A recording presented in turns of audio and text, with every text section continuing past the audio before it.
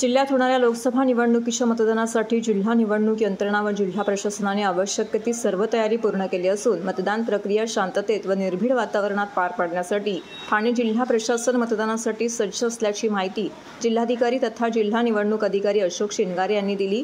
16 मार्च 2024 रोजी देशात लोकसभा निवडणुकीची आचारसंहिता जाहीर झाल्यानंतर निवडणुकीची कामे युद्धपातळीवरती सुरू आहेत।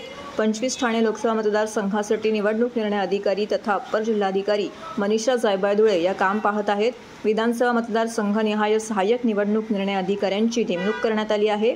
मतदानाचा टक्का वाढावा यासाठी प्रत्येक मतदारसंघात स्वीपच्या माध्यमातून नागरिकांमध्ये मतदान जनजागृती करण्यात आली असून निश्चितच याचा परिणाम मतदान वाढीवरती होण्यास मदत होणार आहे। ठाणे लोकसभा मतदारसंघासाठी एकूण 24 उमेदवार हे निवडणुकीच्या रिंगणात आहेत, त्यामुळे मतदान केंद्रावरती 2 बॅलेट युनिट लागणार आहे। ठाणे लोकसभा मतदारसंघामध्ये एकूण 2456 मतदान केंद्र असून या मतदान केंद्रावरती 4906 बॅलेट युनिट, 2453 कंट्रोल युनिट व 2453 व्हीव्हीपॅट लागणार आहेत।